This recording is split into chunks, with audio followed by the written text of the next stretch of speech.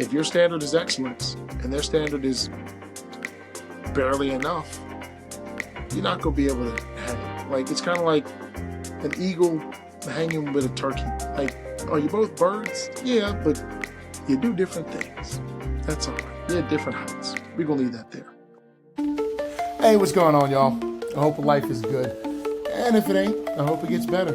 And hey, maybe this podcast will play a part in making that happen. So sit back, listen, hang a bit, laugh with me, laugh at me. All that matters is you're here. This podcast starts right now. Enjoy.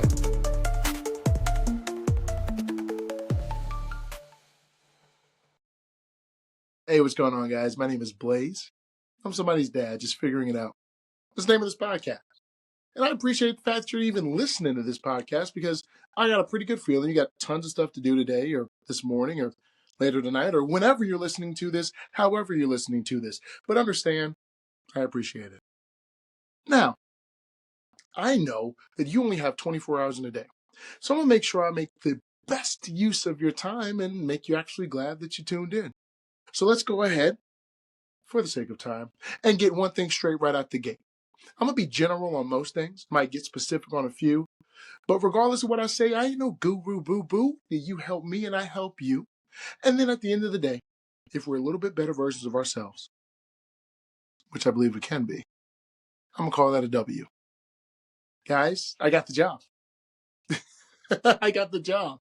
Like, I've said it on a couple of different podcast episodes that, I was looking for a job, or that maybe I was substitute teaching, or that I was doing different things to earn money while I was looking for permanent employment. And I've been I've been substituting for a couple of weeks, a handful of weeks actually, and at this really awesome school, and they decided to hire me. Like, I made a good enough impression on them in terms of maybe professionalism and kind of doing what you're supposed to do.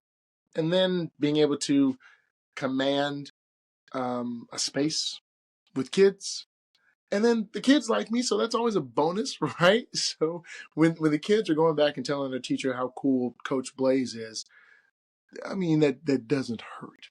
All I'm saying is I'm pretty freaking thankful that I got the job, and I'm excited about it. And today, when I'm recording this, was day one. So it was a good day. And here's what I learned so far, just from one day of not subbing, but actually being the PE teacher. Like, this, first off, it's crazy that I'm a teacher. Like, I'm a teacher. I'm somebody's teacher. I'm Coach Blaze. I'm Mr. Blaze. That is wild. But as I think about it, though, my last name is Sellers. And so these children in a couple of years are going to be like, yeah, I want to look up Coach Blaze, and they will not be able to find me. Or at least not by that name. But guys, it has been pretty cool to go from subbing to full-time teaching. And I think it's going to be really, really good. I think I'm going to be here for a while. Like, I think this is my thing. I think teaching is my thing. And maybe it's always been my thing. But, I mean, like, I would go to the park with my eldest son, Davin, and we'd have a soccer ball, and we'd randomly kick the ball around, but give it about 15 minutes, Davin would go make a couple friends, and now I've got, 8 or 9, 10 kids running soccer drills in the middle of downtown Greensboro. And it was just natural to me. Or we were at the playground, and me and my eldest daughter Ariana are running an obstacle course that we just imagined and made up, and some other kids want to do it, and now we got 3, 4, 5 kids doing obstacle course relays, and I'm timing them, and everybody's working together. Like, it just was something that naturally came to me, and now I'm doing that, like, for a living. Somebody's paying me to do that. That's pretty awesome, right? That's and I take it as a big responsibility, but it's pretty fun. Now, the first thing that I learned day one, actually, I probably learned it the day before. So this is Wednesday when I'm recording this. I learned it on Tuesday. Greatness is in the details. I am so incredibly fortunate to be mentored in this teaching realm by Coach Graff. He's been a PE teacher at multiple schools. He's been doing this for quite some time. He's got a rhythm to what he does and how he does it. He's got a process that he's honed over years of trial and error, failing and adjusting. And I get to reap the benefits of that. Remember how I always say the fruit of the tree is not for the tree. That fruit is for me.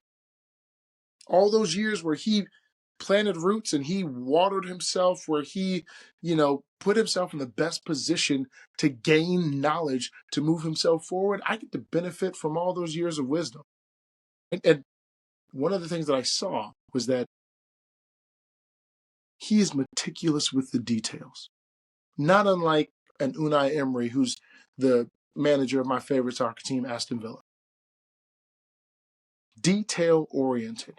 Now, maybe a step further than what I naturally am, right? But I can become that detailed.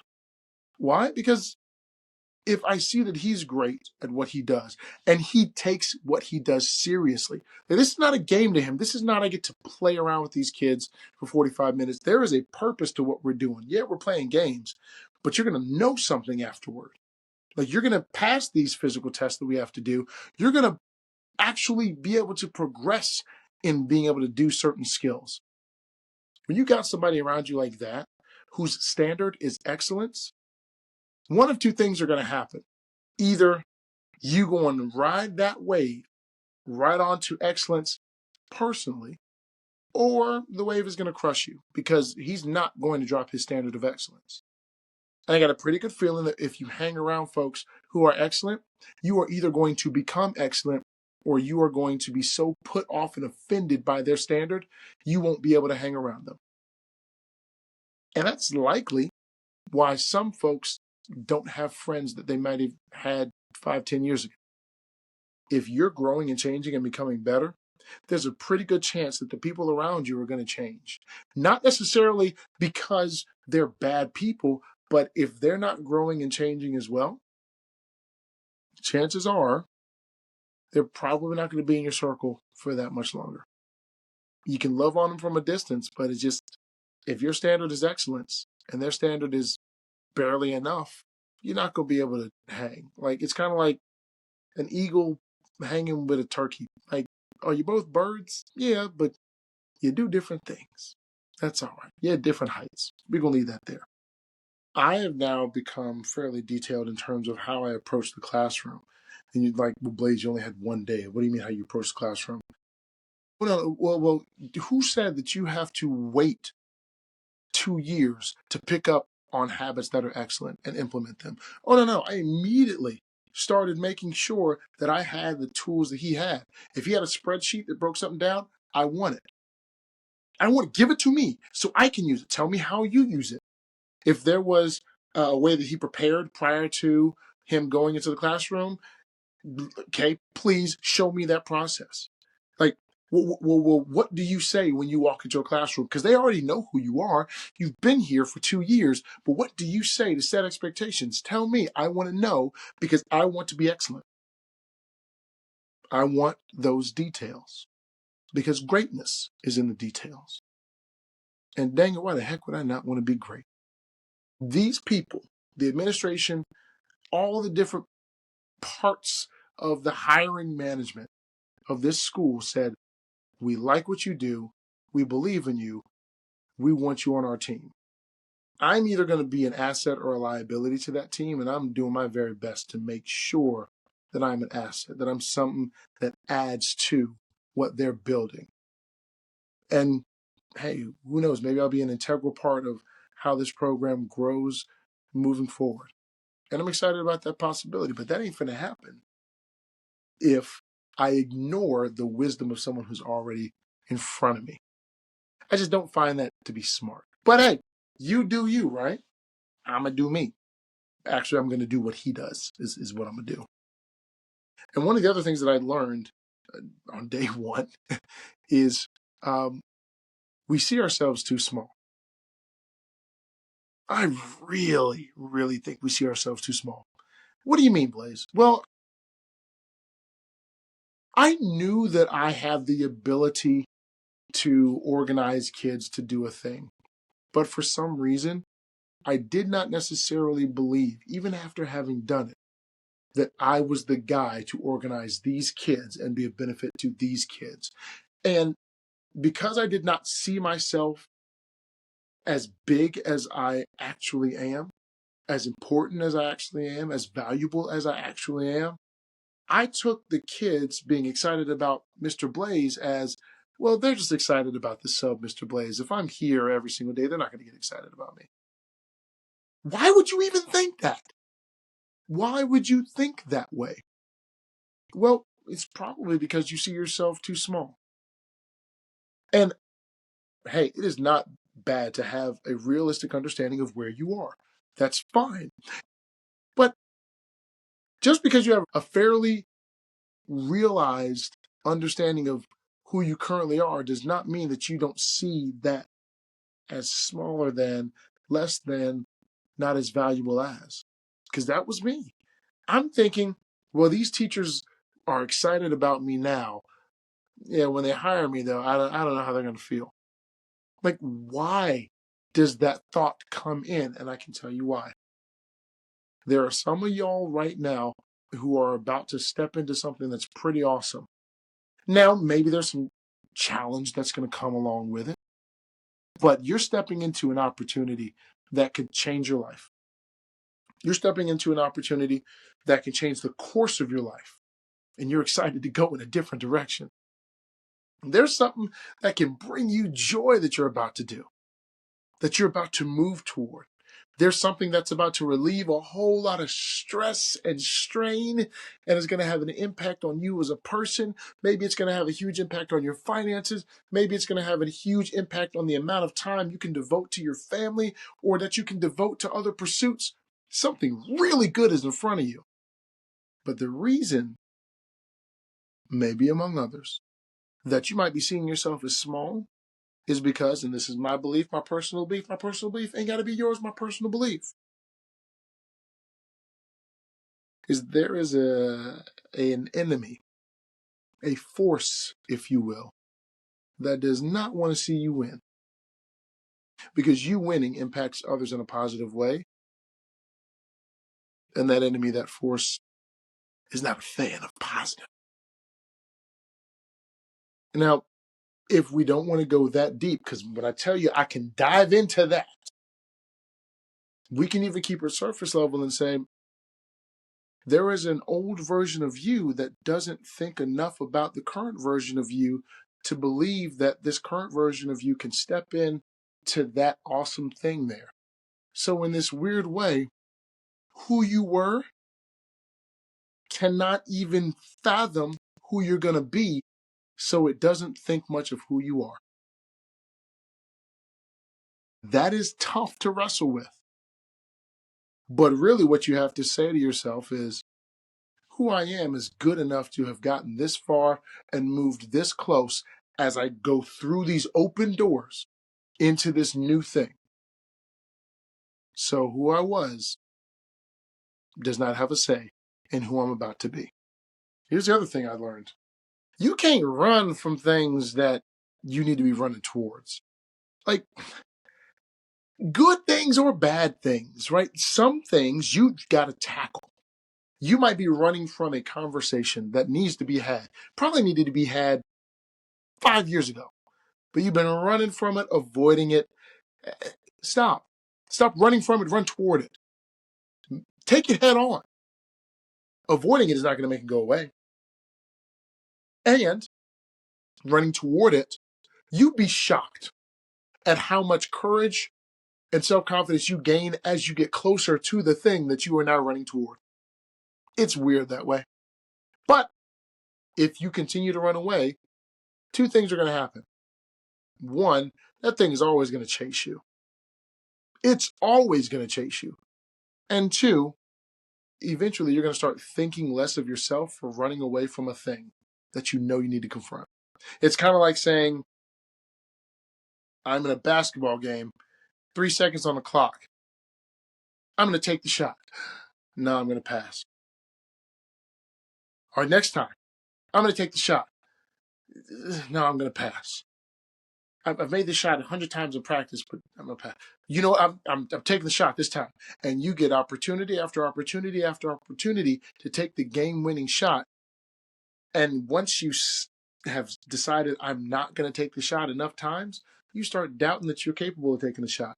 The same shot that you made 100 times in practice. You begin to see yourself a little bit less because you're running away from the thing that you need to confront. You need to take the shot. You need to have the conversation. You need to deal with the thing. Confront it head on. Also, you could be running from something good. You could be running from something that could change your life. I did that. Guys, I have teachers all up and through my family. When I say all up and through, I'm talking about, like, and here's the thing. Let me say this. I'm going to say educators, because some were teachers and some were educators. Some were both. I got cousins who are teachers and educators. My brother is an educator. Shoot, my mom is an educator. My grandma was an educator. Like, I've got a cousin, Tanisha, who's an educator. A cousin, Wallace Jr., who's an educator. Like, it's just kind of what the Sellers and Godly family does. We be educating out here in these goddamn streets. And then talking about, having said that, I shied away from it for the longest time. And I'm glad that the thing I was running away from kept chasing me. It let me go to all these sales jobs, which I do believe helped me in terms of being able to communicate, being able to ask questions, to get directly to the heart of a matter, to be direct in ways, or to be able to better actively listen. But I was never supposed to be some lucrative salesperson. Like I making 180 calls a day was just not how my life was supposed to go. I just don't believe it. Like it, teaching chased me while I went to all these other different professions, went down all these other different paths. And then when I finally stopped for half a second, aka didn't have employment, but decided to start subbing at the behest of my mom, who had told me to sub for the longest time, teaching was like, oh, you done slowed up now. I'm finna get you. Finna run you down. Finna walk you down. You ever seen a track meet where there's somebody who's out in front? We talking like 100 yards. They're trucking. They're getting it. You're like, oh, they finna win. Oh, they got this. It's a W for them. And then all of a sudden, when they hit that curve, you just see somebody start to gain a little bit of speed and close a little bit of distance. You're like, still ain't gonna happen. It's not gonna happen. They're going fast. They're closing the distance. It's just the gap's going to be smaller. They're still going to be in second place. And then you look up again, and it's like, wait a minute. Why does it seem like the front runner is going slower? They haven't stopped. Like, but what do you? Wait a minute. How is the second place? And they tracked them down and won it. That is what teaching did to me. Now I can give you all manner of reasons why I was running from it. I can tell you that I didn't think I was going to be good enough to be a teacher. I was intimidated by the amount of work that I saw most teachers bring home, and I was like, I'd like a life. Um, I didn't know that I would be as patient as I needed to be with children on a daily basis, where I could be very patient with them for an hour, 2, 3 hours, and then I wouldn't have to hang out with these children for quite some time. I'm not going to be able to have that patience with them and give them that grace. I I can also tell you that for quite some time I was in a really depressed state. So I don't necessarily know that I would have been the best for them, because some people who are in a bit of a depressed state or maybe going through stuff, when they find someone or something to focus on, they get to push this to the side for a little bit, and it becomes smaller, that depression, that anxiety, that stress. There are teachers right now who are going through depression, but they go to their class because I can pour into them and they're my focus, so I don't focus on myself in this depression. Now, I will say this, we're going to pause right here. Do not avoid dealing with your depression. Please get help. Please make that call. As I've heard it said plenty of times, call that lady, please. Okay? But I understand how there's some folks in education who are like, I'm just going to focus on the kids. I ain't got to worry about me. I ain't got to think about me. I don't have to deal with me. Maybe that's what I was doing. I don't know. I mean, I was going through a divorce that was nasty. I probably would not have been beneficial to anyone because I probably wouldn't have benefit to myself, to be quite honest. And yet, teaching said, cool, we'll let you get through that. We're going to be here. I think that if you run away from something good, it will chase you. And I believe it'll chase you for a long, long time. However, I do believe there will be a point where, especially if it's an opportunity that does not come along all that often, or maybe shows up every now and again sporadically when you thought it was completely gone, if you run away for too long, I think some of that stuff does go away. So if right now there is something that keeps popping up, whether it be an idea that you've just decided, that's an idea, we'll keep it in my head. No. Please write that down. If it's an opportunity to perform a skill or do a task, and you just be like, well, I'll do it the next time it comes around. No, please do it now. Please do it now. That thing is chasing you. Don't run from it and put it off. Do it now. If there is a particular occupation or profession that you would love to pursue, but you're like, let me just go get this other secure thing and then I'll do that. Like, why not see if there's a bit of security in doing that other thing that might be a little bit new, might be a little less familiar, but might be something great. Let's pursue that. Because what we don't want to do, and this is what some people have done, we don't want to get so good at running that we outrun the thing that is chasing to the point where we can't even see it behind us. There are some folks who've been running for so long from the things that they need to confront or the things that they need to lean into because they're good for them, that their muscles have developed so well that they can sprint way past that thing that they need to confront. They can sprint way beyond that really good thing that is chasing them. They are making sure that that thing that is chasing them can't close the gap at all. Let's stop running from and let's move toward that thing that is good or that thing that you need to confront. It's just day one, and I figure I'm going to learn a ton in this position. But the first day was a good day. And I got a pretty good feeling I got a lot of good days ahead of me. And I figure a good day is a day where I learn something, which means I haven't had a bad day in my life. Neither have you. Hey everybody, that's our show. Thank you so much for taking the time to tune in. I'm somebody's dad, just figuring it out. Hopefully you got something from today's episode. Like it, share, subscribe, get involved in the comments, tell a friend and tell a friend. And until next time, smile a little bit more. Take care of yourself, stay safe, and I will see you on the next episode.